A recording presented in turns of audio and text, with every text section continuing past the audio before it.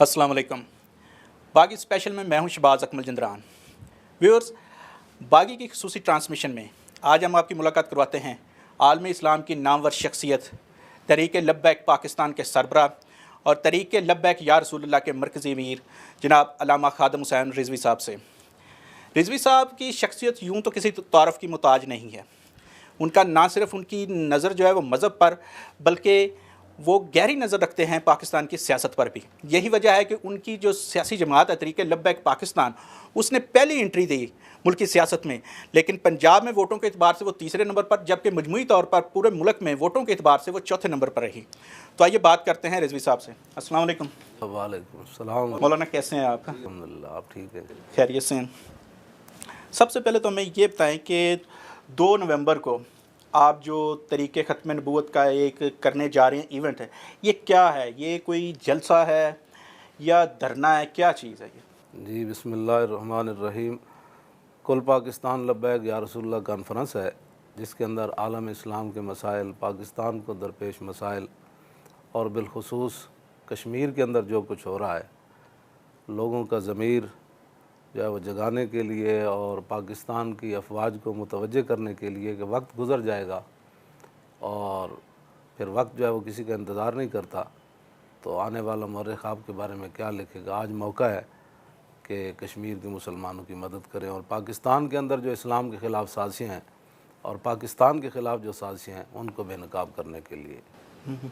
तो इसके लिए क्या इंतज़ाम आपने अब तक किए हैं? कहाँ कहाँ से लोग आएंगे? पूरे पाकिस्तान से आएंगे या कि दुनिया से भी लोग आ रहे हैं? जी, पूरे पाकिस्तान, आज़ाद कश्मीर समेत भी लोग आएंगे और पूरी दुनिया से भी लोग आ रहे हैं और लोगों ने अपनी छुट्टियां 2 नवंबर के लिए पीछे कराई हैं कि हमने वहाँ ज़रूर शिरकत करनी है। तो इसके लिए जो मुतलका इदारे हैं उन्होंने आपको इजाज़त दे दी है? जी, इशारा दिया कि आप कर लें। जी, अब बाकायदा तो अभी इजाज़त नहीं मिली, लेकिन इंशाअल्लाह कॉन्फ्रेंस तो होगी। अच्छा, ये बताएं कि पिछले दिनों पता चला आपकी पहले नज़रबंदी हुई, फिर गिरफ़्तारी हुई, गिरफ़्तारी के बाद आपकी रिहाई होती है, बेल पे आप बाहर आते हैं, उसके बाद से एक खामोशी है, क्या वजह है? आप नज़र नहीं आ रहे? जी, मैं तो हर जगह नज़र आ रहा हूँ। मैं तो किसी मकाम पर भी पीछे नहीं रहा। सबसे पहले हमने ही कश्मीर के बारे में इतनी बड़ी रैली निकाली, फिर कश्मीर में जा रहे थे तो फिर इनके लिए परेशानी बन गई, लाखों लोग मैदान में आ रहे थे, तो कहीं भी खामोशी नहीं है। कब की बात है? मीडिया पे ये नज़र नहीं आई? मीडिया पर ज़ाहिर बात है, जिनका कब्ज़ा है वो हमारी बातें कब आने देते हैं। वो तो 10 आदमी नाबीने खड़े हो तो उनकी खबर आ जाती है, तो देखने वाले लाख भी हों तो किसी को नज़र ना आए, तो अब हम इसमें क्या कर सकते हैं। क्या पैमरा की तरफ से कोई रिस्ट्रिक्शंस हैं, कोई ऐसे इंस्ट्रक्शंस हैं मीडिया पे, टीवी चैनल्स पे, जिस तरह आपको कवरेज दी जाती थी उस तरह नहीं आ रहा है? नहीं, हमें कभी भी कवरेज नहीं दी गई। जी, कवरेज दी जाती तो फिर हमारा बहुत और ही कोई निज़ाम होता, तो कोई बात नहीं। वमा तशाऊन इल्ला अन यशा अल्लाह, इनके चाहने से कुछ नहीं होगा, होगा तो वही जो मेरा रब चाहेगा। अच्छा, ये बताएं, अभी आपने जो बात की है तहरीक लब्बैक पाकिस्तान का जो आप इवेंट कर रहे हैं, तो इसमें लब्बैक या रसूलुल्लाह का, इसमें आपने बताया कश्मीर इशू को हम हाईलाइट करेंगे। तो कश्मीर को हमारे जो प्राइम मिनिस्टर हैं इमरान खान, उनकी जो तकरीर है जो उन्होंने जो यूनाइटेड नेशन जनरल असम्बली में की, उसको आप कैसे देखते हैं? नहीं, तकरीरों से तो मसला कभी हल नहीं ना हुआ। जब बनु खुज़ा के साथ हुज़ूर का मुआहदा हुआ हुदैबिया के मकाम पर, तो उसके बाद उन पर हमला हुआ तो नबी अलैहिस्सलाम ने रात के वक़्त फरमाया मैं आ रहा हूँ। ये तो नहीं फरमाया कि मैं तुम्हारी खातिर जंग कर दूँ, बल्कि हुज़ूर ने फरमाया मुआहदे की जो दोबारा तजदीद नहीं हो सकती। हुज़ूर ने फरमाया मैं आ रहा हूँ, तो नबी अलैहिस्सलाम तशरीफ़ ले गए, मक्का फ़तह हो गया। तो तकरीरों से तो बात नहीं ना होती। सिद्दीक़ अकबर ने तकरीर ने तो नहीं की, फरमाया वो मैं आ रहा हूँ, लश्कर उसामा भी जाएगा और क़यादत भी वही होगी और मुर्तद्दीन के ख़िलाफ़ भी जिहाद होगा और मानीन ज़कात के ख़िलाफ़ भी जिहाद होगा और जो मुनकरीन ख़त्म नबूवत है उनके ख़िलाफ़ भी जिहाद हो। तकरीरों से तो बात, तकरीर अच्छी करने से, सिद्दीक़ अकबर ने पहले तकरीर फरमाई फिर उस पर अमल करके दिखाया। जी हाँ। तो आप क्या समझते हैं कि कश्मीर का हल क्या है इस वक्त? जिहाद, बिल्कुल। आज भी मैं यही कह रहा हूँ और आने वाली नस्लें भी हमारी यही कहेंगी, जिहाद के बगैर कुछ भी नहीं होगा। और वो वक्त क्या है? यही वो वक्त है जब हमने जिहाद करना है? बिल्कुल यही वक्त है। कब और वक्त होगा? जब बच्चियों के साथ रैप हो रहे हैं, उठा कर ले जा रहे हैं, बच्चे ज़बह हो रहे हैं और लोग जो है वो घरों के अंदर महबूस हैं, घरों में कब्रें खोदी जा रही हैं, तो इसके बाद कौन सा और वक्त आएगा? नहीं, हमारे प्राइम मिनिस्टर वो कहते हैं कि जो आज का दौर है ये जंगों का दौर नहीं है, ये हम दोनों मुल्क जो हैं वो एटमी पावर्स हैं, मुल्क जो है वो मुतम्मल नहीं हो सकता कि जंग करे। तो आप इसको कैसे देखते हैं? फिर क्रिकेट मैच का तो मुतहम्मिल है ना। वो हो गया। एक और क्रिकेट मैच रख दें, अगर कश्मीर क्रिकेट मैचों से फतह होता है तो वो क्रिकेट आलमी क्रिकेट यहाँ रख दें, कोई तो हल होगा ना इसका। वो बताएं वो मुतअम्मिल जंग का नहीं है तो क्रिकेट का मुतअम्मिल है, या वो क्या कहते हैं खाने वाले दस्तरखान लगाने का मुतअम्मिल है, या बिजली पावर बनाने, कुछ तो मुतअम्मिल है ना मुल्क, जिसका मुतअम्मिल है वो करें। 1 करोड़ नौकरियां दे दें आप, वो भी मुतअम्मिल नहीं 1 करोड़ नौकरियों का। फिर बताएं पाकिस्तान किस चीज़ का मुतअम्मिल है, सिर्फ खाने पीने का। इसका मतलब कि आप जो मौजूदा हुकूमत है उसकी ख़ास तौर पर कश्मीर पॉलिसी और अमूमन उसकी जो दीगर पॉलिसीज़ हैं उनसे मुतफिक नहीं है। पॉलिसी है इनकी कौन सी पॉलिसी? इकबाल कहता जहाँ बानी से दुश्वार तर है कारे जहाँ भी नहीं, जिगर खून हो तो चश्मे दिल में होती है नज़र पैदा। बन जाना और बात है, अंदर कोई दम खम हो तो फिर बात और है। उमर बिन अब्दुल अजीज़ सिर्फ घर से मस्जिद से खुतबा देकर घर तक पहुँचे थे ना तो आधा इस्लाम नाफिज हो चुका था, और सुबह होने तक अरबपति लोग फुटपाथों पर सोए हुए थे। ये क्या बात है? मौलाना आपने तरीक़े नमूस से तहफ़्फ़ुज़ रिसालत शुरू की और माशाल्लाह ज़बरदस्त लेकर उसे चले, और उसमें कोई शुबा नहीं है कि वो एक बड़ी इम्प्रेसिव तहरीक थी। अभी एक मौलाना फजलुर रहमान ने भी एक नारा लगाया, वो भी नमूस रिसालत का नारा लगा रहे हैं, और साथ में वो मुल्क को जो है इन मौजूदा बहरानों से निकालने की कोशिश कर रहे हैं, और उसको वो आ रहे हैं वो एक धरना देने। आप उस धरने को कैसे देखते हैं? क्या आप उसमें शरीक होंगे? नहीं, मौलाना साहब का जमहूरी हक़ है, ये ख़ुद कहते रहे हैं कि धरना जमहूरी हक़ है, धरने से हम मुल्क बचाएंगे। हज़रत साहब ने भी दिया है, जो मौजूदा हुक्मरान हैं इन्होंने भी 126 दिन तो दिया है ना धरना, और कहते थे कल मैं लाहौर बंद करने आ रहा हूँ, परसों मैं पेशावर बंद करने जा रहा हूँ, परसों मैं फैसलाबाद जा रहा हूँ। जो सदर साहब हैं वो कार से उतर कर बंद कर दो ये दुकानें, तो वो जो तेरी सरकार में पहुँचे तो सभी एक हुए। ये क्या बात? नहीं, धरना तो होना चाहिए, लेकिन आप उसमें नहीं, धरना नहीं होना चाहिए। धरना तो मौलाना वो कह भी नहीं रहे ना धरना होना है। मार्च जो कर रहे हैं ना, वो तो कह रहे हैं मैं मार्च के लिए आ रहा हूँ, तो मौलाना को हक दें, करने दें उनको मार्च। आप शरीक होंगे? मौलाना को करने दें ना ज़रा, वो इनके साथ सारी कुव्वत है, जमहूरी भी इस्लामी भी, वो सारी उनके साथ कुव्वत हैं, तो मौलाना को मैदान लगाने दें। आपको इनवाइट किया है उन्होंने? ये मुझे नहीं किया। और अगर आप करते हैं वो इनवाइट तो फिर हमारी शूरा जो फैसला करेगी इंशाअल्लाह। अच्छा, ये बताएं कि इस वक्त जो इमरान खान ने एक वहाँ पे जनरल असम्बली में भी इस्लामोफोबिया का बड़ा जिक्र किया, आप उसको कैसे देखते हैं? एक दुनिया में इस वक्त जो इस्लाम का एक परसेप्शन है उसको क्या बदलने की ज़रूरत है? इमरान खान साहब को ख़ुद चाहिए था ना यहाँ इस्लाम का सही नज़रिया पेश करते, फिर जाकर दुनिया के सामने मॉडल पेश करते कि देखो पाकिस्तान में ये इस्लाम है, हमने इस्लाम पर अमल किया, तुम कैसे कहते हो? जब खुद यहाँ मस्जिदों के स्पीकर उन्होंने उतरवाए, इस्लाम फोबिया तो पहले इनको हुआ है। मस्जिदों के स्पीकर किसने उतरवाए? उलमा को हथकड़ियाँ किसने लगवाई? उलमा के खुतबात किसने बंद किए? इस्लामी किताबों पर पाबंदी किसने लगाई? सूरह अनफाल और तौबा कुरान की जो है ये किसने निकाली निसाब से? और जना के बिल किसने पास किए? इस्लाम फोबिया तो इनको खुद हुआ है। ये तो झूठ बोलते हैं। वहाँ जाकर इस्लाम की तर्जमानी करें सिद्दीक़ अकबर, या फिर चलते चलते दाता अली अजवेरी करें, या आला हज़रत बरेलवी और मुजद्दिद अल-फ़िसानी करें, या सुल्तानुल हिंद करें। ये इस्लाम की तर्जमानी तो तब करता है यहाँ इस्लाम का बोलबाला होता और गली कूचे में पूरा ऊपर तक इस्लाम नाफिज होता, तो फिर जाकर कहता देखो ये मेरी स्टेट है, यहाँ इस्लाम नाफिज है, बताओ, उंगली उठाओ। तो ये तो ख़ुद इस्लाम के ख़िलाफ़ सारे काम करते हैं। ये ख़त्म नबूवत पर जब डाका पड़ा, असम्बली में मौजूद नहीं थे। 12,000 शैल हमारे ऊपर गिराया गया, ये वहाँ मौजूद नहीं थे। 8 हमने शहीदों की वहाँ लाशें उठाई, ये मौजूद नहीं थे। अब हमें जो एक हमारा क्रैक डाउन किया, इसके अंदर हमारे 2 बड़े आलिम शहीद हुए। एक जेल के अंदर ही शहीद हो गया, उनको जनाब वो कंबल और रज़ाई नहीं दी गई। एक आलिम है, उनको बिठा कर ले गया, शुगर थी, उनका पाँव सलेंसर पर वो चिपक गया, बाद में उनकी पूरी टांग कट गई, वो शहीद हो गए। हमारे जो है 2 और नौजवान शहीद हो गए। ये कौन से किस इस्लाम की बात करते हैं? वो रियासत मदीना, किस रियासत मदीना की के जिसके अंदर कैसर और किसरा की फ़ौजें तबूक में आई खड़ी थी और वहाँ मैच हो रहे थे? हमें बताया ना वो रियासत मदीना की बात। कबूतरी के पीछे भागने वाले को हुजूर ने फरमाया ऊपर भाग उड़ने वाली शैताना है, और जो उसके पीछे भाग रहा है वो शैतान है। कबूतरी के पीछे भागने वाला शैतान है, तो गेंद के पीछे भागने वाला कौन है? अच्छा, ये बताएं कि आपके जो धरने होते थे या वहाँ पे इज्तिमात, उसमें अक्सर हमने देखा, सोशल मीडिया पे हमने ये चीज़ें देखी कि फ़ौज के ख़िलाफ़ नाज़ेबा अल्फाज इस्तेमाल किए गए।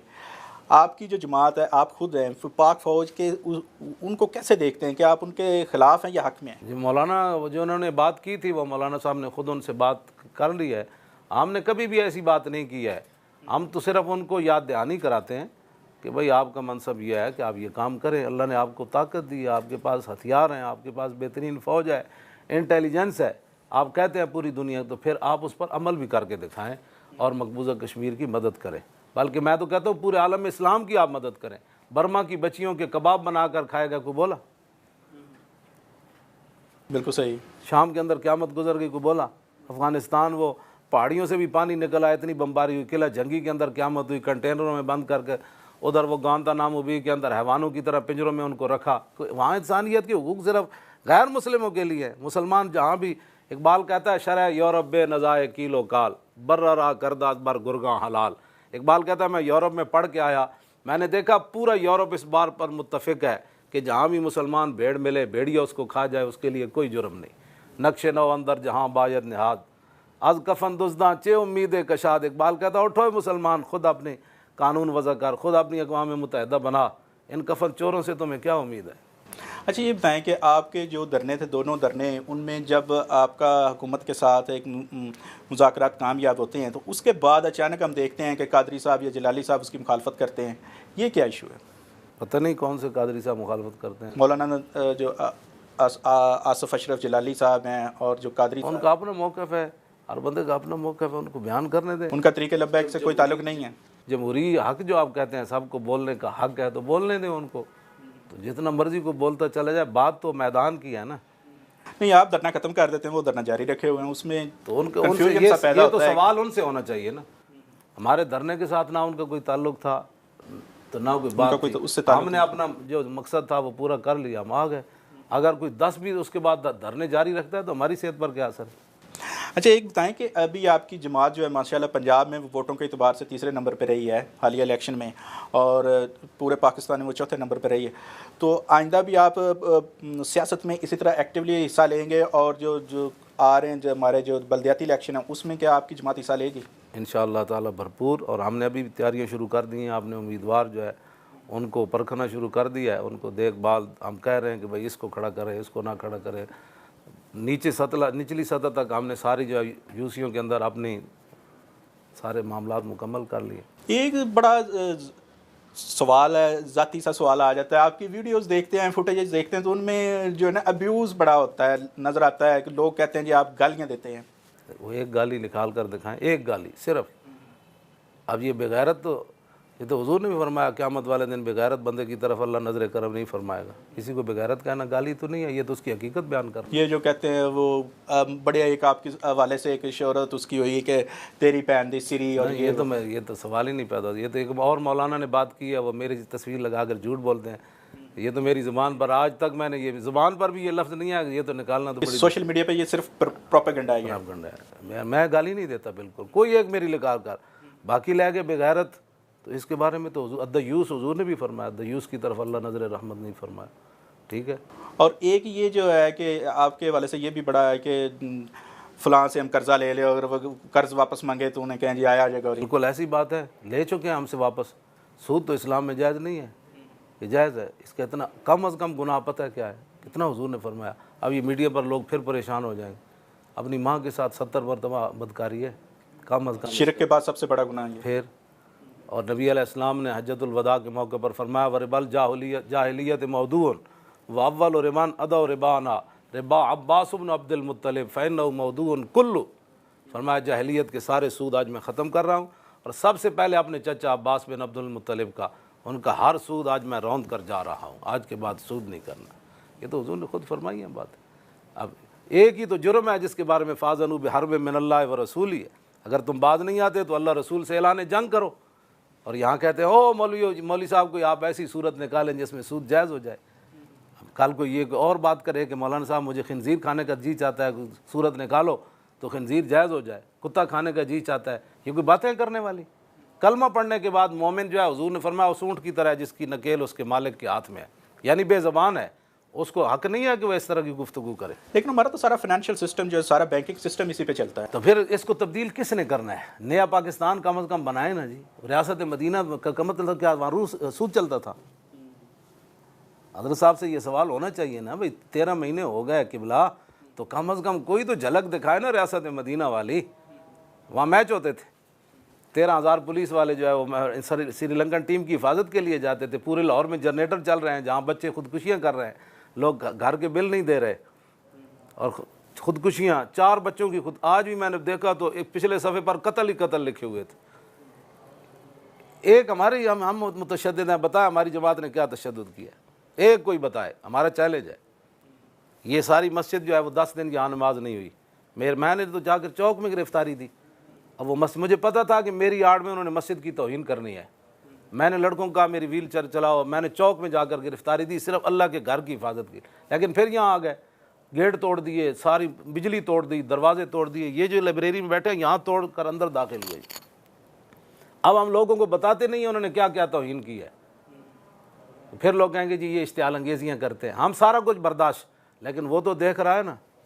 तो ये जो 2 नवंबर का आपका हो रहा है इवेंट, और उसमें तरीके लब्बैक या रसूल अल्लाह लब्बैक पाकिस्तान का, तो इसका जो है मुंतज ये हो सकती है किसी धरने पे? नहीं, हमारा धरने का कोई प्रोग्राम जब होगा तो हम ऐलान करके जाएंगे। मुस्तकबिल में आप आ सकते हैं इस तरह? नहीं, इस तरह कोई आने का प्रोग्राम नहीं है। जब कोई दीन की बात आएगी तो फिर हमारी गर्दनें भी हाजिर हैं। जी अल्लामा साहब, बहुत शुक्रिया आपका। जी ये थे जनाब अल्लामा मौलाना खादिम हुसैन रिजवी साहब। आपने उनकी बातें सुनी। उनका कहना था कि यही वक्त है ग़ज़वा हिंद का, यही वक्त है जबकि हमें आगे बढ़ना चाहिए और कश्मीर का मसला जो है वो सिर्फ़ और सिर्फ जिहाद से हल होगा। उनका यह भी कहना था कि पाकिस्तान का जो इस वक्त फ़ाइनेंशियल सिस्टम है, बैंकिंग सिस्टम है, इसमें से सूद को ख़त्म होना चाहिए। उन्होंने और भी दीगर बहुत सी बातें की और बहुत सी क्लैरिफिकेशंस भी की। उन्होंने कहा कि मैंने कभी भी सोशल मीडिया पर या ऐसे किसी भी जगह पर गाली नहीं दी। जो मुझसे गालियाँ मनसूब की जाती हैं वो गलत हैं। हाँ, ये उन्होंने ज़रूर कहा है कि जो मैं ये कहता हूँ कि गौरी आया तो वो बिल्कुल दुरुस्त है। इजाज़त दीजिए, अल्लाह हाफ़िज़।